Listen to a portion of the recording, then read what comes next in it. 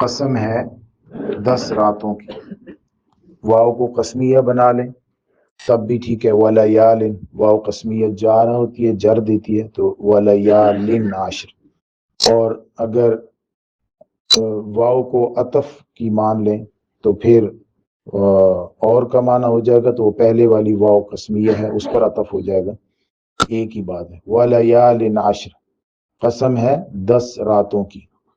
یہ 10 راتیں ویسے تو ایک مہینے میں 3 10 ہوتے ہیں، چاند کے مہینے میں 3 10 ہوتے ہیں۔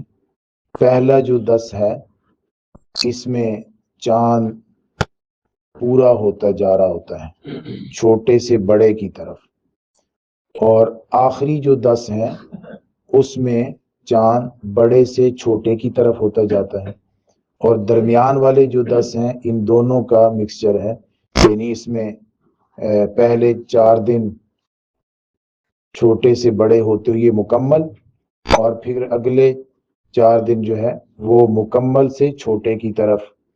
تو یہ 10 دن جو ہیں چاند کے، یہ بہت بڑی تبدیلیاں دکھاتے ہیں۔ 10 راتیں جو ہیں چاند کی، 10 راتیں 10 راتیں 10 راتیں اگر دیکھا جائے تو بہت بڑی تبدیلیاں دکھا رہے ہوتے ہیں۔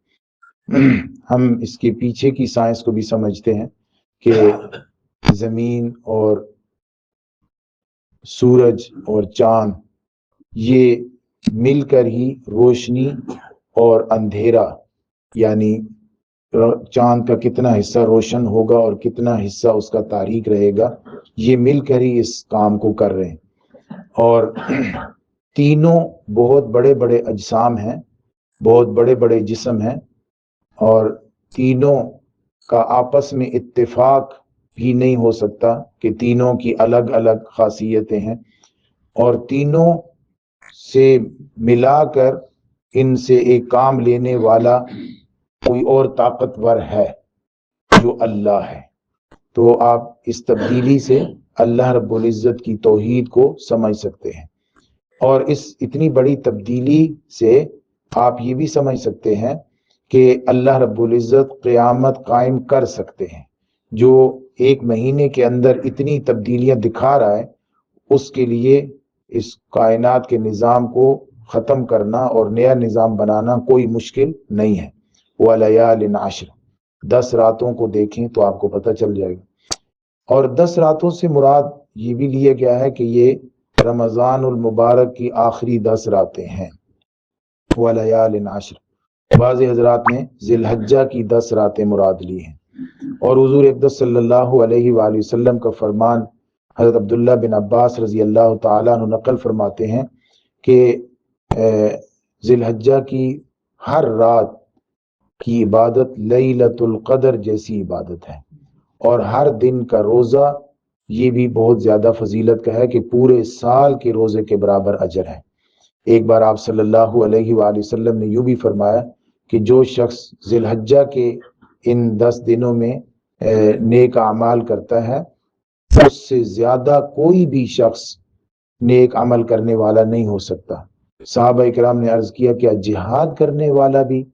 تو آپ صلی اللہ علیہ وآلہ وسلم نے فرمایا ہاں جہاد کرنے والا بھی، مگر وہ جہاد کرنے والا جو اپنی جان اور مال کے ساتھ جہاد کے لیے نکلے اور پھر اس میں سے کچھ بھی واپس نہ لے کر آئے، یعنی شہید ہو جائے، تو وہ جہاد کرنے والا افضل ہو جائے گا، ورنہ ان دنوں میں عبادت کرنے والا جہاد کرنے والے سے بھی زیادہ فضیلت والا ہے۔ تو یہ حج کے دن بھی اس میں آتے ہیں، اور حج کی تیاری کے دن بھی اس میں آتے ہیں، قربانی کے دن بھی، قربانی اور عید والا دن بھی اس میں آتا ہے۔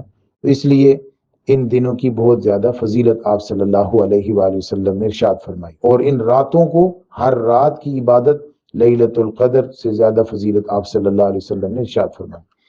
وَلَيَالٍ عشر اور 10 راتیں، اور ہو سکتا ہے کہ یہ بھی وہی 10 راتیں ہوں جو حضرت موسیٰ علیہ السلام کو اللہ رب العزت نے طور پر بلایا، وَوَعَدْنَا مُوسَىٰ 30 لَيْلَةً ہم نے موسیٰ علیہ السلام سے 30 راتوں کی بات کی تھی کہ 30 راتیں آپ آ کر یہاں رکیں تو ہم آپ کو کتاب دیں گے۔ جب وہ 30 راتیں رک چکے، وَأَتْمَمْنَاهَا بِعَشْرٍ، ہم نے کہا کہ 10 اور رکے، وَأَتْمَمْنَاهَا بِعَشْرٍ، ہم نے اس کو 10 اور پورے کی۔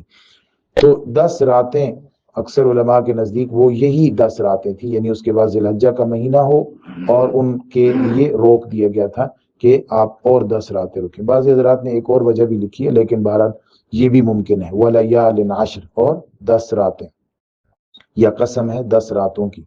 وَالشَّفْعِ وَالْوَتْرِ، قسم ہے شفع کی اور وتر کی۔ شین فا عین شفع، یہ کہتے ہیں جفت کو، اور شفع کا مطلب ہوتا ہے ایک اور ایسی چیز جو پہلی چیز جیسی ہو۔ شفع جوڑا بھی کہہ سکتے ہیں اور جفت بھی کہہ سکتے ہیں، یعنی ایک اور ایسی چیز جو پہلی جیسی ہو۔ تو وہ جو عدد 2 سے پورا پورا تقسیم ہو جاتا ہے وہ ہے اوڈ نمبر یا جفت اور شفع۔ اور اس سے مراد کیا ہے؟ بعض حضرات نے یہ لکھا ہے کہ اس سے مراد ذی الحجہ کی 10 تاریخ ہے، جسے ہم قربانی کا دن کہتے ہیں، یوم النحر کہتے ہیں، شفع یہ 10 ذی الحجہ۔ اور وتر یہ تا کو کہتے ہیں، وتر واو تارا، وتر یا وتر، وتر جو ہے وہ تا کو کہتے ہیں۔ قرآن مجید میں یہ لفظ استعمال ہوا ہے، واو کے بغیر استعمال ہوا ہے، وہاں واو حذف ہے۔ ثم ارسلنا موسیٰ تترا، تترا سورۃ المؤمنون میں ہے، تترا اس کا معنی ہوتا ہے لگاتار، لگاتار۔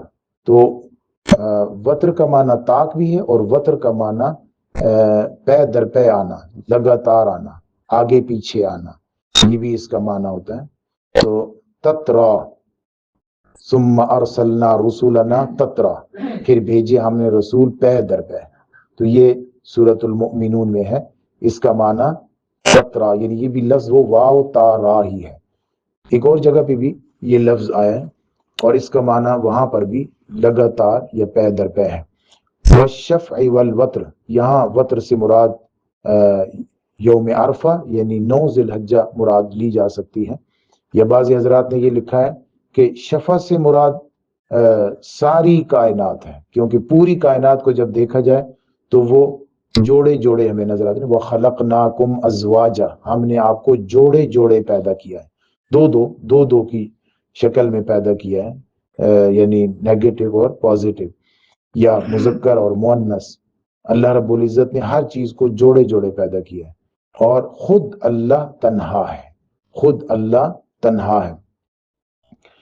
قرآن مجید میں اللہ رب العزت فرماتے ہیں کہ لَوْ كَانَ فِيهِمَا آلِهَةٌ إِلَّا اللَّهُ لَفَسَدَتَا، اگر اس کائنات میں اللہ کے سوا کوئی اور اللہ ہوتا تو لفسدتا، یہ کائنات درہم برہم ہو جاتی، کیونکہ ہم دیکھتے ہیں اس کائنات میں پازیٹیو اور نیگیٹو کا رول، تو ہمیں وہ نظر آتے ہیں ایک دوسرے کو ختم کرتے ہوئے، پازیٹیو اور نیگیٹو۔ لیکن اللہ رب العزت کے بارے میں ایسا کچھ بھی نہیں ہے، اس لیے اللہ رب العزت فرماتے ہیں کہ یہ ختم نہیں ہوگی، یعنی فساد نہیں ہوگا، لفسدتا۔ یہاں وتر سے مراد اللہ رب العزت ہیں، یعنی طاق عدد، طاق۔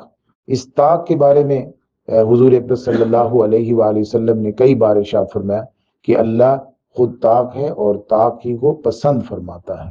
تو جیسے ہم نماز کے اندر رکوع میں سبحان ربی العظیم طاق عدد، سبحان ربی الاعلی طاق عدد پڑھنا مستحب ہے، اسی طریقے سے اعضائے جسم کو وضو میں 3 بار دھونا یعنی طاق عدد، یہ مستحب ہے۔